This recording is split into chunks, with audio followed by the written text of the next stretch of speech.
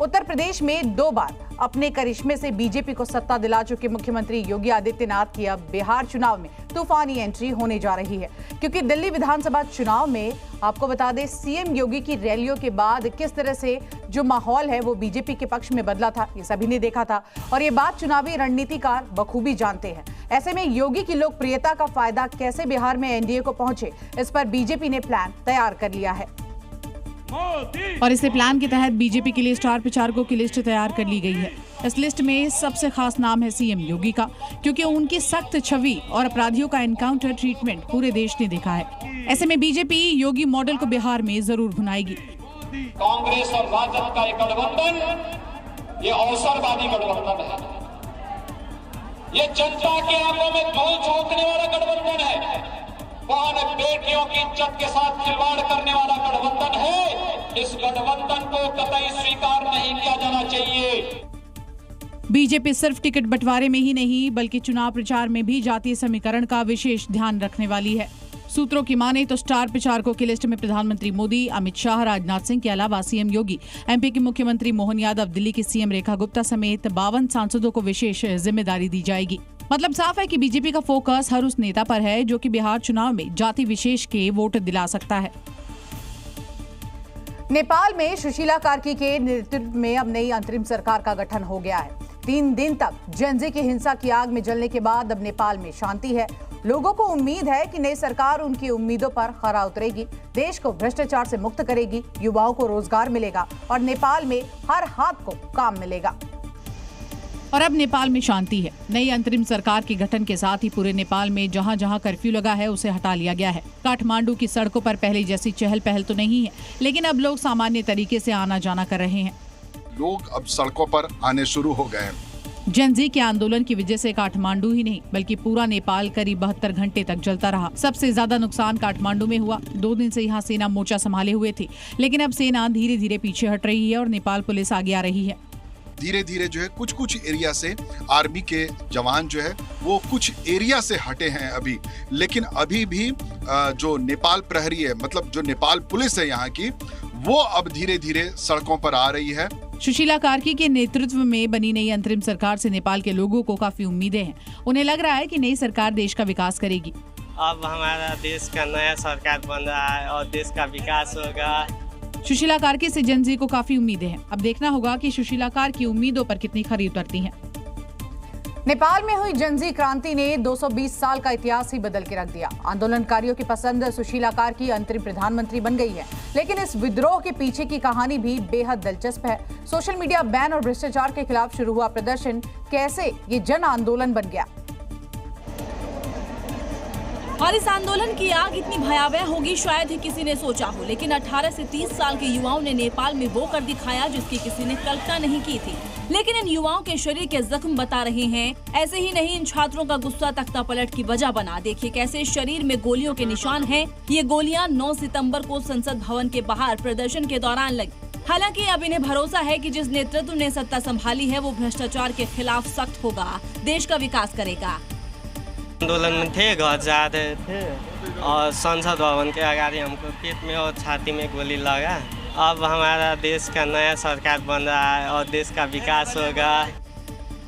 इस आंदोलन की असली वजह भ्रष्टाचार है। जेनजी प्रदर्शनकारियों ने मांग भी की है कि पुराने दल और नेताओं की संपत्तियों की जांच के लिए शक्तिशाली न्यायिक आयोग का गठन किया जाए। आजादी के 7 दशक बाद आखिरकार मिजोरम अब भारतीय रेलवे के नेटवर्क से कनेक्ट हो गया है। जी हां, आपने ठीक सुना। दरअसल पीएम मोदी 2 दिनों के नॉर्थ ईस्ट के दौरे पर है, जहां उन्होंने मिजोरम से लेकर मणिपुर तक असम को करोड़ों रुपए की विकास योजनाओं की सौगात दी। लेकिन सबसे अहम रहा मिजोरम का डबल इंजन पर सवार होना। मिजोरम अब तक रेलवे नेटवर्क से गायब था, लेकिन अब दिल्ली ही नहीं बल्कि गुवाहाटी और कोलकाता से भी जुड़ गया है। पहली ट्रेन मिजोरम के सारंग से दिल्ली के बीच शुरू हुई राजधानी एक्सप्रेस है। दूसरी ट्रेन सारंग कोलकाता के बीच चलेगी, जबकि तीसरी ट्रेन सारंग गुवाहाटी के बीच चलेगी। हालांकि बारिश की वजह से पीएम सभा स्थल नहीं पहुंचे। एयरपोर्ट से ही 3 ट्रेनों को हरी झंडी दिखाई। And today we proudly dedicated to the people of the nation. PM Modi ने मणिपुर में करीब 7,000 की विकास परियोजनाओं की सौगात दी है और जल्द रेल सेवा शुरू करने की भी उम्मीद जताई है। हमारी सरकार के दौरान ही मणिपुर में रेल कनेक्टिविटी का विस्तार हो रहा है। जिरीबाम इंफाल रेलवे लाइन बहुत जल्द राजधानी इंफाल को नेशनल रेल नेटवर्क से जोड़ देगी। पीएम मोदी पूर्वोत्तर के 2 दिनों के दौरे पर हैं। बिहार और पश्चिम बंगाल के दौरे पर भी जाने वाले हैं। और देखिए, बिहार में जैसे जैसे चुनाव नजदीक आ रहा है वैसे वैसे सियासत भी गर्माते जा रही है। अब एनडी ब्लॉक की तरफ से सीएम फेस के सवाल पर मामला गर्मा गया है, क्योंकि राहुल गांधी ने सीएम फेस को लेकर एकदम से चुप्पी साध ली है, जबकि तेजस्वी कई मौकों पर राहुल को पीएम उम्मीदवार बता चुके हैं। इस मामले को लेकर अब गिरिराज सिंह ने तेजस्वी यादव पर तंज कसा है। क्योंकि वोटर अधिकार यात्रा में पुरजोर तरीके से राहुल गांधी का साथ देने वाले तेजस्वी 16 सितंबर से बिहार अधिकार यात्रा शुरू कर रहे हैं। इसी पर गिरिराज सिंह ने तेजस्वी पर तंज कसा है। कांग्रेस का चिरोड़ी किए, खुशामद किए, राहुल गांधी का नाम प्राइम मिनिस्टर तक घोषित किया तेजस्वी यादव ने, और तेजस्वी यादव ने इनको मुख्यमंत्री का नाम भी नहीं घोषित किया। गिरिराज के इस तंज पर तेजस्वी भी चुप नहीं रहे। उन्होंने तपाक से बीजेपी का नया राष्ट्रीय अध्यक्ष कौन होगा, ये सवाल पूछ लिया। जेपी नड्डा जी बताए कि अब तक भाजपा का राष्ट्रीय अध्यक्ष कब तय होगा। फिलहाल बीजेपी का फोकस पार्टी अध्यक्ष नहीं, बिहार चुनाव है। ऐसे में तेजस्वी के इस सवाल पर शायद ही कोई जवाब आए। और देखिए, बिहार में विधानसभा चुनाव को लेकर दोनों ही गठबंधनों में सीट शेयरिंग को लेकर मंथन लगातार जारी है। ऐसे के साथ साथ जानकारी ये भी है कि दोनों गठबंधन चुनाव की तैयारियों में भी जुटे हैं। इसी कड़ी में बिहार के जमुई में एनडीए का कार्यकर्ता सम्मेलन बुलाया गया, ताकि उन्हें एकजुटता का पाठ पढ़ाया जा सके। लेकिन यहाँ पर एनडीए के नेता आपस में ही उलझ गए। यहाँ तक कि दोनों के बीच मंच पर ही तू मैं होने लगी। मंच पर केंद्रीय मंत्री रामनाथ ठाकुर भी मौजूद थे और उनकी मौजूदगी में ही स्थानीय विधायक और बिहार सरकार के मंत्री सुमित कुमार सिंह और पूर्व एमएलसी संजय प्रसाद आपस में भिड़ गए।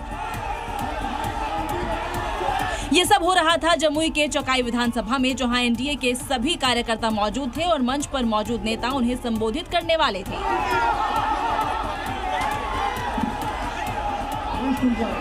एमएलसी संजय प्रसाद किसी बात पर नाराजगी जाहिर कर रहे थे, जिसके बाद मंच पर ही मौजूद मंत्री सुमित कुमार सिंह खड़े हो गए और फिर दोनों के बीच बहस शुरू हो गई, जो जल्द ही तू मैं में बदल गई।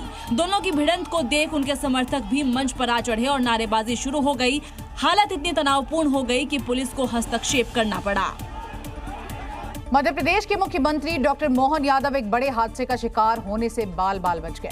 गांधी सागर फॉरेस्ट रिट्रीट में उस वक्त अफरा तफरी का माहौल हो गया जब एयर बैलून में आग भड़क उठी।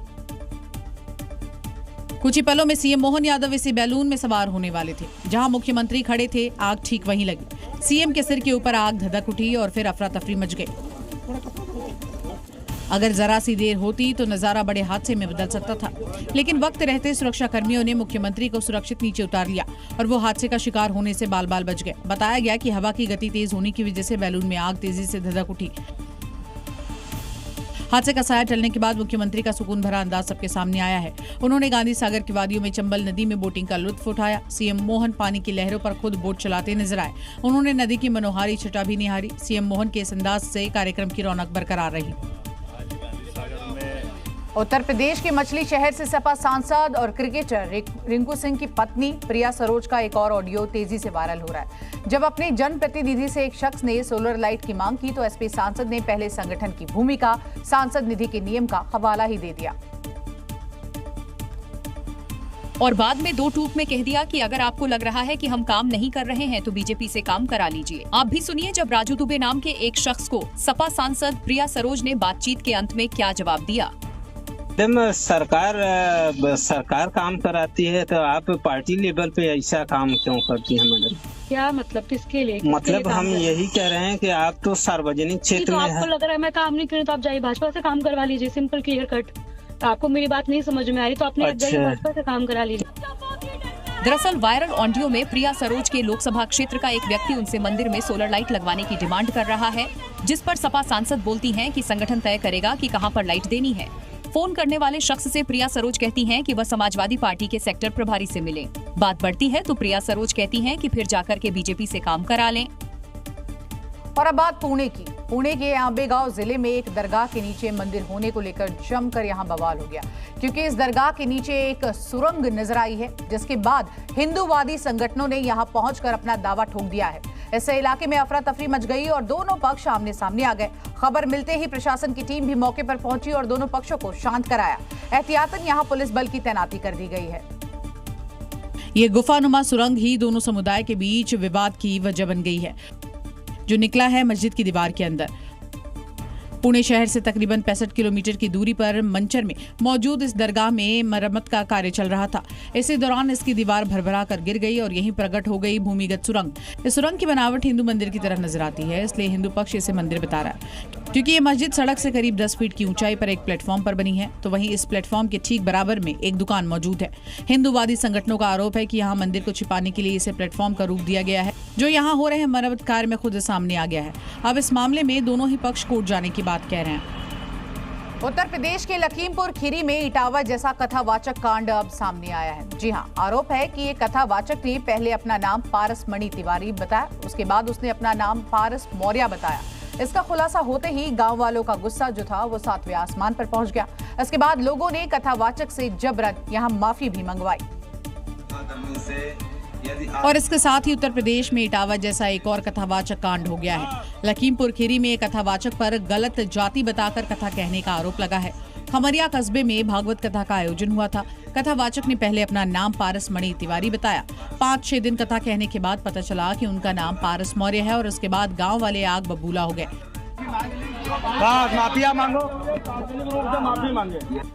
गांव वालों के बढ़ते दबाव के बाद कथावाचक पारस मौर्य ने सरेआम माफी मांगी और लोगों की भावनाएं आहत करने को लेकर खेद भी जताया। हमारी जात छिपा करके कथा करने से यदि आपकी भावना आहत है तो उसके लिए मैं क्षमा प्रार्थी हूँ।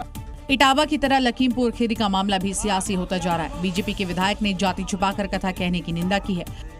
बड़ा घृणित कृत्य है और मैं इसकी घोर निंदा करता हूँ। भगवान की कथा कोई कह सकता है, इस पर विवाद नहीं है। यहाँ विवाद जाति छुपाकर कथा कहने को लेकर है। अब से करीब 15 दिन बाद दुर्गा पूजा की शुरुआत हो जाएगी। पूजा समितियों की तरफ से दुर्गा पूजा के आयोजन को लेकर तैयारियां इस वक्त चरम पर है, लेकिन मध्य प्रदेश के रायसेन में दुर्गा पूजा की मूर्ति स्थापित करने को लेकर ही जमकर बवाल हो गया, क्योंकि यहां पर मुस्लिम समाज ने पंडाल बनाने या मूर्ति स्थापित करने पर ही रोक लगा दी है, जिसके बाद विश्व हिंदू परिषद ने प्रशासन से मामले में हस्तक्षेप करने की गुहार लगाई और एसडीएम को ज्ञापन सौंपा है। भैया इतनी नारेबाजी क्यों है? क्या बात है? यहाँ पर हिंदुस्तान में रहते हुए और हिंदू समाज को और हिंदू समाज के जो धर्म है उस माता दुर्गा जी की स्थापना के लिए है मुस्लिम समाज द्वारा। भोपाल से करीब 25 किलोमीटर दूर रायसेन जिले में मौजूद मंडीदीप में ये मामला गहराया गया है और प्रशासन के लिए भी चुनौतीपूर्ण बन गया है। दरअसल मंडीदीप के वार्ड नंबर 26 में इसी जगह पर स्थानीय लोग दुर्गा प्रतिमा स्थापना करने वाले हैं, लेकिन इससे पहले ही दुर्गा पूजन को लेकर तैयारियां शुरू होती मुस्लिम समाज ने वार्ड वासियों को ऐसा न करने की धमकी दे डाली। दुर्गा स्थापना की तैयारियां कर रहे श्रद्धालुओं को खुली धमकी दी गई कि अगर प्रतिमा रखी गई तो एक को भी नहीं रहने दूंगा, जिस पर विहिप ने चेतावनी दी है कि दुर्गा प्रतिमा स्थापित नहीं करने दी गई तो जन आंदोलन चलाया जाएगा। उत्तर प्रदेश में अपराधियों की खैर नहीं, कानून तोड़ने वालों पर कड़ा एक्शन लगातार जारी है। उत्तर हो या फिर दक्षिण, पूरब हो या फिर पश्चिम, राज्य के हर कोने में अपराधियों पर ताबड़तोड़ कार्रवाई हो रही है। शनिवार को 10 जिलों से एनकाउंटर की खबरें सामने आई, तो वहीं लुटेरे, गौतस्कर और इनामी बदमाश को पुलिस ने गिरफ्तार किया है। साथ ही कड़ी कार्रवाई करके संदेश दिया है कि लॉ एंड ऑर्डर से कोई समझौता नहीं होगा। और एक साथ उत्तर प्रदेश के 10 जिलों की 10 तस्वीरों को भी देख लीजिए। गोंडा से चित्रकूट तक और उन्नाव से शामली तक अपराधियों पर शामत आई है। उत्तर प्रदेश में योगी फोर्स चुनकर अपराधियों के खिलाफ कार्रवाई कर रही है। देर रात यूपी पुलिस ने प्रयागराज, गोंडा और फर्रुखाबाद समेत कई जिलों में बड़ी कार्रवाई की और कई अपराधियों को गिरफ्तार कर लिया है। प्रयागराज के नैनी इलाके में पुलिस और बदमाशों के बीच मुठभेड़ हुई है, जिसमें 2 बदमाश मुठभेड़ के दौरान गिरफ्तार हुए हैं। एक बदमाश को मुठभेड़ के दौरान पैर में गोली लगी है।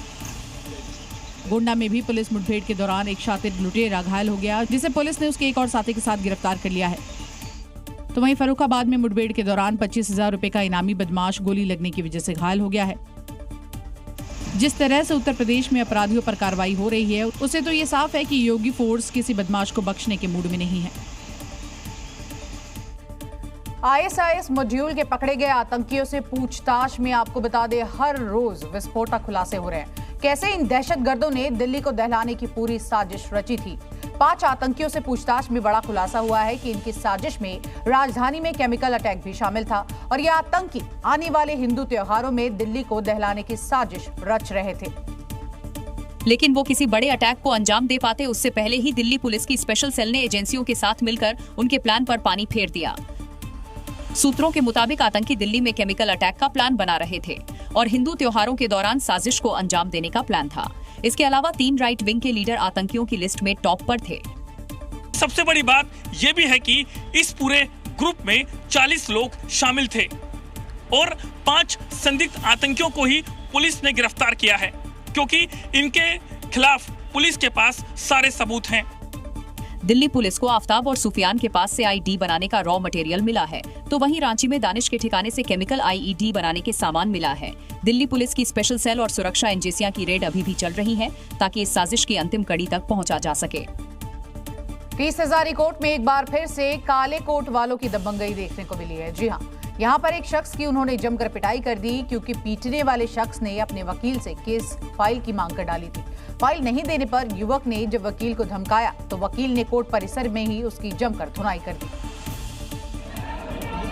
इस दौरान युवक के माता पिता भी वहां मौजूद थे और उसे बचाने की जद्दोजहद करते नजर आए।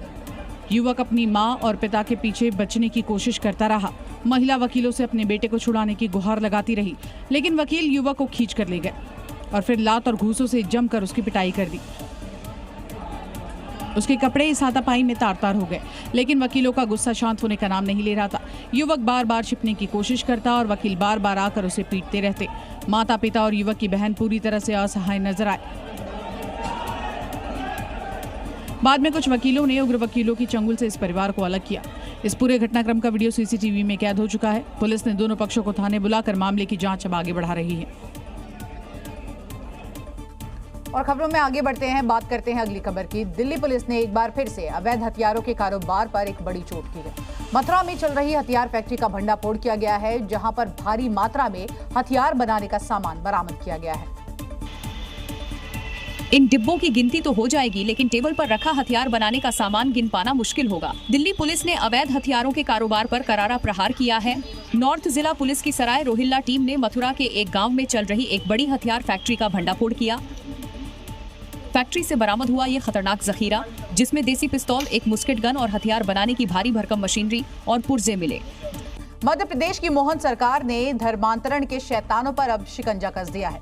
भोपाल में कॉलेज की हिंदू लड़कियों से रेप और उसके बाद धर्म परिवर्तन कराने वाले गैंग के सदस्यों फरहान, साद, साहिल के अवैध मकानों पर बुलडोजर गरजा है। इन आरोपियों ने पहले लड़कियों को अपने प्रेम जाल में फंसाया, फिर उनके साथ अश्लील वीडियो बनाए। लेकिन इस एक्शन के बाद साफ हो गया है कि हिंदू लड़कियों के खिलाफ साजिश की तो अंजाम बुलडोजर वाला होगा। क्योंकि मध्य प्रदेश की मोहन सरकार अपराधियों को बख्शने वाली नहीं है और जब बात बेटियों की हो तो प्रशासन का पीला पंजा आरोपियों को नहीं छोड़ेगा।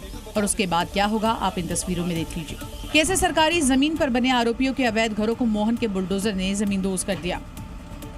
ये साद का घर है और इसी साद ने हिंदू लड़कियों को प्रेम जाल में फंसाकर धर्मांतरण की कोशिश की। मोहन फोर्स बख्शेगी नहीं।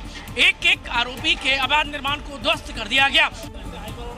आरोपियों के मकानों पर पहले ही निशाना लगा दिया गया था। बुलडोजर कार्रवाई के दौरान 6 थानों की पुलिस फोर्स मौजूद रही। पूरे इलाके की बैरिकेडिंग की गई। आपको बता दें कि फरहान, साद और साहिल ने एक निजी कॉलेज की लड़कियों को दोस्ती के जाल में फंसाया और फिर उनके साथ रेप करके अश्लील वीडियो बनाए और ब्लैकमेल करके धर्म बदलने और निकाह करने का दबाव बनाया। पुलिस ने इन आरोपियों का जुलूस भी निकाला है और मोहन पुलिस एक एक करके आरोपी का हिसाब कर रही है। संगम नगरी प्रयागराज में इन दिनों हड़कंप मचा हुआ है। यहाँ पर 99 घरों और दुकानों पर बुलडोजर एक्शन की तैयारी है। सेना की जमीन पर बने मकान और दुकानों के बाहर लाल निशान अब लगा दिए गए हैं। तस्वीरें प्रयागराज के नई झूसी बाजार इलाके की है, जहां पर 99 घरों पर बुलडोजर एक्शन की तैयारी है। ये नई झूसी बाजार है प्रयागराज की और यहाँ के 99 घरों पर इस तरीके के जो क्रॉस निशान है, रेड, वो लगाए गए हैं। सीधे तौर पर सेना की तरफ से ये निशान लगाए गए हैं। आरोप है कि यहाँ सेना की जमीन पर अतिक्रमण करके दुकान और मकान बनाए गए हैं, जो कि अवैध है। ये लाल निशान यहाँ रहने वाले करीब 300 परिवारों के सिर से छत छिन जाने का संकेत है। जिन घरों और दुकानों पर ये लाल क्रॉस निशान है उन्हें अतिक्रमण हटाने के लिए नोटिस दिया गया है। लोगों का कहना है कि वो 3 पीढ़ियों से यहाँ पर रह रहे हैं, लेकिन इससे पहले कोई उन्हें टोकने के लिए नहीं आया। अब विकल्प क्या है, जहर खा लेंगे, माँ भी नहीं, बच्ची हमारी है। कार्रवाई के डर से पूरे इलाके में सन्नाटा है और लोग दहशत में हैं। और अब खबर उत्तराखंड के हरिद्वार से, जहां पर सरकारी जमीन से अतिक्रमण को हटाया गया। कोर्ट के आदेश पर 4 पक्के मकानों को बुलडोजर से यहां ध्वस्त कर दिया गया।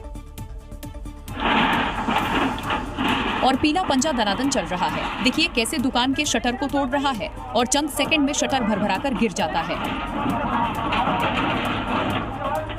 दुकान तोड़ने के बाद अब बारी मकान की थी।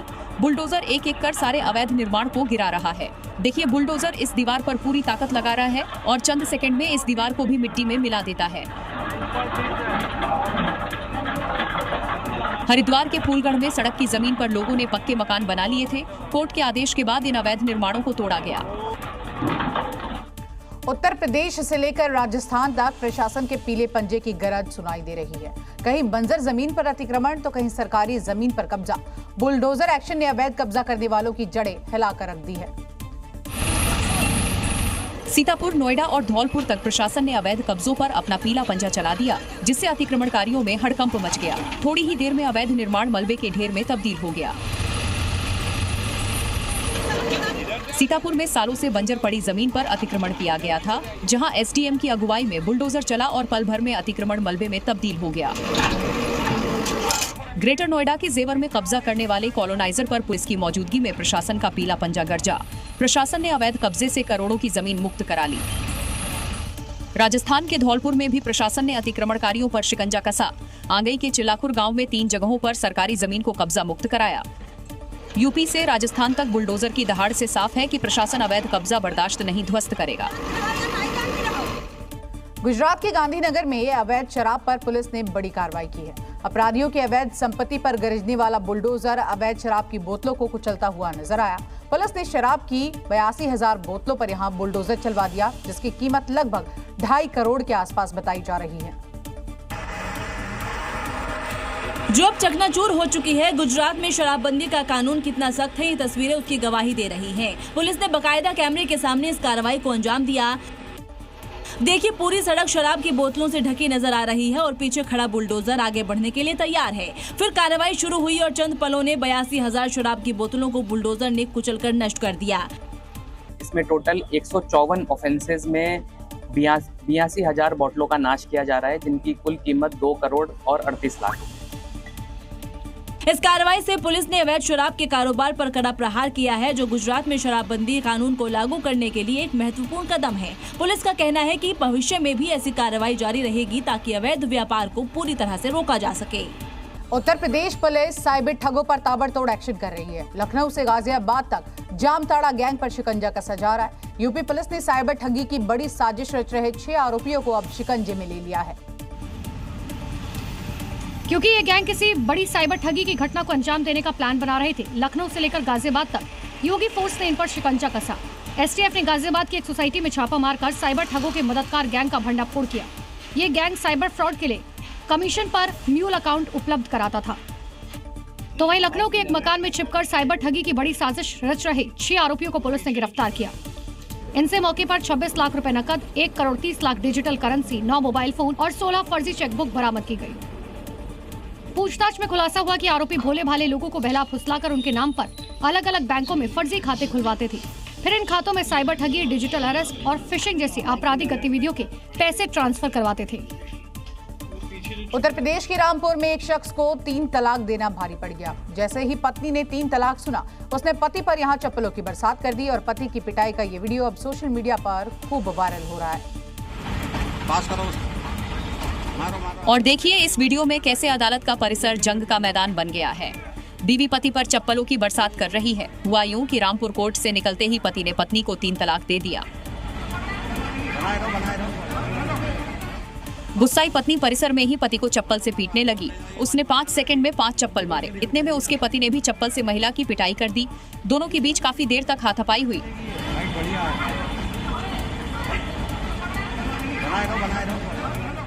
दरअसल आशिद और आसिया का केस रामपुर कोर्ट में चल रहा है। शुक्रवार को जब दोनों पेशी के लिए कोर्ट आए तो आशिद ने आसिया को 3 तलाक दे दिया। बस इसी से आसिया भड़क गई और पति पर चप्पल बरसा दिए। आसिया के साथ में आई महिला और कोर्ट परिसर में मौजूद वकीलों ने किसी तरह मामले को शांत कराया। मुंबई से सटे कल्याण में एक दुकानदार को लड़की को मैसेज करना बहुत महंगा पड़ गया। देखिए, घर वालों के साथ लड़की दुकान पर पहुंच गई और उसके बाद दुकानदार की दनादन चप्पलों से पिटाई कर दी। 1, 2, 3 नहीं बल्कि एक के बाद एक कई चप्पल लड़की ने छेड़खानी के आरोपी दुकानदार पर बरसाए। इस दौरान लड़की के घर वाले चिल्लाते रहे, मार मार और मार, मार अर्जुन मार, यार जोड़ा रख कर लड़की भी ठहरने का नाम नहीं ले रही थी। एक के बाद एक चप्पल बरसा रही थी। आरोपी दुकानदार को एहसास हो गया कि उसने बहुत बड़ी गलती कर दी। तभी तो देखिए कैसे चुपचाप चप्पलों की मार सह रहा है। लगातार चप्पलों की बरसात के बीच घर वालों ने पैर पकड़कर माफी मांगने की मांग कर दी। आरोपी ने माफी मांगने में जरा भी देरी नहीं की, तुरंत पैर पकड़कर माफी मांग ली। बेटे की उम्र की लड़की से छेड़खानी करने वाले दुकानदार की चप्पलों से पिटाई का वीडियो सोशल मीडिया पर वायरल हो रहा है। मध्य प्रदेश के दमोह में प्राथमिक स्कूल में धार्मिक स्लोगन को लेकर अब विवाद खड़ा हो गया है। जी हाँ, विश्व हिंदू परिषद और बजरंग दल ने स्कूल में लिखे धार्मिक स्लोगन और धार्मिक चिन्हों का विरोध किया है और शिक्षा के इस्लामीकरण का आरोप लगाया है। ये तस्वीरें दमोह के खमरिया इस्लामपुरा गांव के सरकारी स्कूल की है। हिंदू संगठनों का आरोप है कि स्कूल की छत पर धार्मिक चिन्ह बनाए गए। स्कूल के क्लासरूम में जहां छात्र पढ़ाई कर रहे थे, वहां सामने दीवार पर ईट मुबारक के 4 लाइन का स्लोगन भी लिखा गया है, जिसे महापुरुषों की फोटो से ढका गया है, जिसका हिंदू संगठन ने अब कड़ा विरोध जताया है। इस पर आपत्ति जताई है।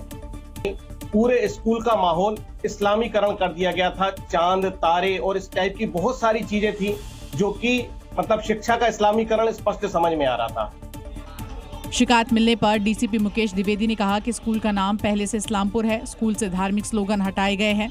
इस मामले की जांच के लिए टीम भेज दी गई है। दोषी पाए जाने वालों पर सख्त कार्रवाई की जाएगी। काशी नगरी में मंदिरों के चित्र को लेकर सपा कार्यकर्ता भड़क गए। मंदिर और घाट के चित्रों से आस्था को ठेस पहुंचने की बात कहते हुए विरोध भी जताया और मंदिरों के चित्रों को हटाए। ये पूरा मामला क्या है, तस्वीरों के जरिए अब आपको समझाते हैं। महादेव की नगरी में सड़क डिवाइडर पर बने घाटों और मंदिरों के चित्रों पर विवाद खड़ा हो गया। सपा कार्यकर्ता सड़क डिवाइडर पर पेंट करते नजर आए। सपा कार्यकर्ताओं ने इन चित्रों को आस्था से खिलवाड़ बता दिया। सपा कार्यकर्ताओं का कहना है कि डिवाइडर पर बने धार्मिक चित्रों पर धूल मिट्टी और गंदगी जमा होती है, जिससे श्रद्धालुओं की भावनाएं आहत हो रही हैं। डिवाइडर पर दिवाली शिवालय जिस प्रकार से प्रशासन के द्वारा, सरकार के द्वारा बनाया गया, हम इसका विरोध करते हैं। इससे बनारस के लोगों को धार्मिक ठेस पहुंची है। सपा कार्यकर्ताओं की इस कार्रवाई के बाद वाराणसी में डिवाइडर पर बने धार्मिक चित्रों को लेकर सियासी बवाल तेज हो गया। हिमाचल प्रदेश के लिए इस बार का मॉनसून बेरहम हो चुका है। आए दिन तेज बारिश की वजह से बादल फटने की घटनाएं बढ़ते जा रही है और भारी तबाही मचा रही है। और अब बिलासपुर में एक बार फिर से कुदरत का कहर देखने को मिला है, जिसके बाद हर तरफ तबाही के निशान दिखाई दे रहे हैं। सड़कों पर गाड़ियां फंसी हुई और राहत पहुंचाने का इंतजार कर रही हैं। कई गाड़ियां चट्टानों और लकड़ियों की वजह से क्षतिग्रस्त हो चुकी हैं, जिनका यहां से खुद निकल पाना नामुमकिन है। दरअसल सुबह सुबह नमहोल इलाके में बादल फटने की घटना घटी, जिसकी वजह से यहाँ भारी तबाही देखने को मिली। बादल फटने के बाद पहाड़ों से आया पानी और उसके साथ बह रहे मलबे ने सड़क को बर्बाद कर दिया, जिसमें गाड़ियां यहाँ वहाँ फंस गई। हादसे के वक्त 2 लड़कियां अपनी स्कूटी से यहाँ से गुजर रही थी, जो किसी तरह से इस सैलाब से बच पाई। उत्तर प्रदेश के बलिया में चक्की नौरंगा में गंगा नदी के कहर की एक दहलाने वाली तस्वीर सामने आई है। यहाँ पर गंगा के कटान में 2 मंजिला मकान लोगों के सामने ही पानी में समाता नजर आया, जिससे हाहाकार मच गया। तस्वीरें बलिया के चक्की नौरंगा के सामने आई है। देखिए, लोगों की भीड़ बस देखती रह गई। गंगा के रौद्र रूप के आगे किसी की नहीं चली और देखते ही देखते 2 मंजिला घर ने जल समाधि ले ली। गंगा के जलस्तर में कमी के बावजूद कटान जारी है, जिससे लोग दहशत में हैं। खबर है कि इलाके के 5 और मकान गंगा में विलीन हो गए, जिससे अब तक 126 मकान कटान की भेंट चढ़ चुके हैं। गांव के प्रधान का कहना है कि 1200 एकड़ उपजाऊ जमीन गंगा में समा चुकी है। कटान के चलते अपनी जमीनें गंवाने वाले किसान अब मजदूरी कर अपना गुजारा कर रहे हैं। सरकारी आंकड़े बताते हैं कि 104 लोगों का आशियाना गंगा में विलीन हो चुका है। डूबी फसलों का सर्वे कराया जा रहा है। जिन लोगों की छत छिन चुकी है, प्रशासन उन्हें अनुदान राशि देकर राहत पहुंचाने का काम कर रहा है। कोलकाता में बीच बाजार गुंडों की दहशतगर्दी फैलाने वाला एक वीडियो वायरल हो रहा है। ये मामला गुलशन कॉलोनी का बताया जा रहा है, जहां पर दबंगों का एक ग्रुप सड़क पर सरेआम हंगामा करता हुआ दिखाई दिया, लोगों को धमकाता दिखा, जिसके बाद बाइक और हथियार लहराते हुए ये वहां से रवाना हो जाते हैं। देखिए कैसे दबंगों का एक समूह हंगामा करता हुआ अपनी बाइक से पहुंचा। उनका शोर, उनकी धमकियों को सुनकर वहां भगदड़ मच जाती है। बाजार में मौजूद महिलाएं तेजी के साथ वहां भागने लगती हैं। दुकानदार अपनी दुकानों को बंद करने के लिए लपकते हैं। इस बीच ये ग्रुप वहां हंगामा करता है और लोगों को धमकियां देना जारी रखता है। बिना साइलेंसर वाली बाइक की आवाज इस पल को और खतरनाक बनाती है। गुंडे हवाई फायरिंग करना शुरू कर देते हैं, गालियां देना शुरू कर देते हैं। ये धमकी है पूरे इलाके के लिए कि उनके काम को लेकर कोई पुलिस के पास जाने की भी ना सोचे। उनमें से कुछ लोग वहां तोड़फोड़ भी शुरू कर देते हैं। उधर आती ये कार इनके हंगामे को देख रास्ता बदल लेती है। अब इन्हें शह कहां से मिलती है और इन्हें कानून का खौफ क्यों नहीं है, अंदाजा लगा सकते हैं। राजस्थान के अलवर से चोरी का एक अजीबोगरीब मामला सामने आया है, जहां पर शातिर चोर घर वालों की आंख में धूल झोंक कर यहां पर लाखों के जेवर ही ले उड़ता है। चोरी हुई घर में लगे पंखे से जिसका अंदाजा भी लगा पाना लगभग नामुमकिन है। इस पंखे की कीमत लाखों में है, करीबन 16 लाख रुपए। शायद आप भी चौंक गए होंगे, लेकिन ये सच है कि पंखे की कैप लखपति बना सकती है। ये वही पंखा है जिसमें लाखों का माल छिपा हुआ था, लेकिन परिवार की ओवर स्मार्टनेस धरी की धरी रह गई। पंखे में रखी लाखों की पोटली घर में पेंट करने वाले मजदूर ही ले उड़े। घर में रह गया बस लखपति पंखा। कोतली मेरे वाइफ का और हमारा शादी के समय का दिए हुए सेट थे, जिसमें हार का सेट, मंगलसूत्र सेट, कड़े का सेट, एक सोने की चैन, मेरी बेटी की बालियों का और 4 से 5 के करीब कानों के टॉप्स के सेट थे। एक छोटा पेंडेंट था। ऐसे करके लगभग, बाकी वजन तो तोला नहीं क्योंकि शादी का दिया हुआ था, कम से कम 15 तोले सोना तो था ही उसमें। पीड़ित विजय का कहना है कि उसने घर में पेंट के लिए पेंटर लगाए थे। काम खत्म होने के बाद जब उसने पंखे को चेक किया तो उसमें रखी ज्वेलरी की पोटली गायब थी। उसने दोनों पेंटर पर शक जताया और पुलिस में शिकायत दर्ज कराई। और देखिए, आप जो नमक खा रहे हैं कहीं वो मिलावटी तो नहीं। ये खबर आपकी सेहत से जुड़ी है, इसलिए बेहद जरूरी है, क्योंकि उत्तर प्रदेश के गोरखपुर में नकली नमक बनाने वालों पर एक बड़ा एक्शन हुआ है और जांच टीम ने मौके से भारी मात्रा में नकली नमक को बरामद किया है। लेकिन जब खाद्य विभाग और पुलिस की टीम नकली नमक बनाने वाली फैक्ट्री में पहुंची तो सबकी आंखें फटी की फटी रह गईं। तस्वीरों में देखिए वही पैकेट, वही रैपर। ऐसा लग रहा है जैसे एकदम असली टाटा नमक है, लेकिन ऐसा नहीं। इस फैक्ट्री में नकली नमक बनाने का खेल चल रहा है। फैक्ट्री से 4 से 5 क्विंटल नकली नमक बरामद किया गया है। तो उस छापे में करीब 325 पैकेट टाटा सॉल्ट, 1 किलो के भरे हुए पैकेट, करीब 1400 रैपर, पैकिंग करने का मटेरियल जब्त हुआ है। इन दिनों मार्केट में नकली खाद्य सामग्री की भरमार है। फूड विभाग द्वारा लगातार कार्रवाई की जा रही है। तस्वीरों में देखिए नमक के अलावा अन्य सामान भी पकड़े गए हैं। वहीं छापेमारी के दौरान फैक्ट्री का संचालक फरार हो गया। बीते दिनों गोरखपुर में ही नकली तेल की फैक्ट्री का खुलासा हुआ था। पुलिस मुकदमा दर्ज कर आरोपियों की तलाश कर रही है। अगर आप दिल्ली एनसीआर में रहते हैं और पनीर के शौकीन हैं तो थोड़ा सा सावधान हो जाइए, क्योंकि दिल्ली एनसीआर में नकली और खराब पनीर की बड़ी खेप पकड़ी गई है। ग्रेटर नोएडा के जेवर में खाद्य सुरक्षा विभाग और पुलिस ने मिलकर भारी मात्रा में नकली पनीर जब्त किया है। इस पनीर का वजन करीब 1150 किलो यानी 10 कुंतल से ज्यादा, जिसे बुलंदशहर से दिल्ली ले जाया जा रहा था, जो अगर बाजार तक पहुंचता तो लोगों की सेहत के लिए बड़ा खतरा बन सकता था। पनीर की ये खेप दिल्ली में सप्लाई के लिए ले जाया जा रहा था। खाद्य विभाग ने जांच के लिए सैंपल लिया और दिल्ली एनसीआर के बाजार तक पहुंचने से पहले जहरीले पनीर को मौके पर ही मिट्टी में मिला दिया। जिस पनीर को लोग बड़े चाव से खाते हैं उसमें मिलावट है। लोगों की थाली तक पहुंचने से पहले ही जहरीला पनीर रोक लिया गया, वरना नतीजे कितने खतरनाक हो सकते थे इसका अंदाजा लगाना भी मुश्किल है। और अब खबर तमिलनाडु से, जहां पर समंदर किनारे एक एक्सयूवी की पानी में चलने की क्षमता की जांच युवकों पर ही भारी पड़ गई। कार समंदर की लहरों के बीच फंस गई और युवकों ने कार से कूदकर जैसे तैसे अपनी जान बचाई। और समंदर की लहरें कार को बहा ले जाने को आमादा थी। उठती लहरें कार को अपनी ओर खींच रही थी। कार को बचाने के लिए ट्रैक्टर मंगानी पड़ी, तब जाकर समंदर से कार बाहर निकली। बताया जा रहा है कि 5 दोस्त कार से समंदर किनारे कड्डलोर गए थे। वहां सबने साथ में शराब पी, नशे में कार को बीच किनारे चलाने लगे और जांचने लगे कि कार जमीन की तरह पानी में भी चल सकती है या नहीं। इसी दौरान एक तेज लहर कार को बहाकर अपने साथ ले जाने लगी। सभी कार से कूदे। आनन फानन में ट्रैक्टर मंगाई गई, तब जाकर कार बाहर निकली। पुलिस ने इस घटना के बाद युवकों से पूछताछ की और चेतावनी देकर उन्हें छोड़ दिया। अब यह घटना सोशल मीडिया पर जमकर वायरल हो रही है। मध्य प्रदेश के जबलपुर से एक दिल दहला देने वाला मामला सामने आया है, जहां पर नकाबपोश बदमाशों ने एक घर में पेट्रोल बम से हमला कर दिया। ये घटना वहां लगे सीसीटीवी कैमरे में कैद हो गई। और आप सीसीटीवी में कैद तस्वीरों में साफ देख सकते हैं कैसे जबलपुर में बदमाशों के हौसले बुलंद हैं। देखिए कैसे ये शख्स पेट्रोल बम से हमला कर रहा है। हमले के बाद गेट में आग लग जाती है और घर का दरवाजा धू-धू कर जलने लगता है। गनीमत रही कि पास में कोई शख्स मौजूद नहीं था, नहीं तो बड़ा हादसा हो जाता। देखिए कैसे ये दो बाइक सवार पहले बीच सड़क पर रुकते हैं। एक शख्स गेट पर आकर घर के अंदर झांकता है, तब तक दूसरा शख्स बोतल में रखे पेट्रोल में आग लगाता है और फिर उसे गेट पर फेंक देता, जिसके बाद आग लग जाती है। धमाका सुनकर जब तक महिला बाहर निकलती, ये बाइक सवार मौके से फरार हो जाते हैं। ये घटना जिस जगह हुई है वहाँ से आईजी का बंगला करीब है। पुलिस ने मुकदमा दर्ज कर लिया है और सीसीटीवी के आधार पर आरोपियों की तलाश कर रही है। तो ये थी खबरें 7 बजे की। कल फिर होगी बात पते की। Zee News।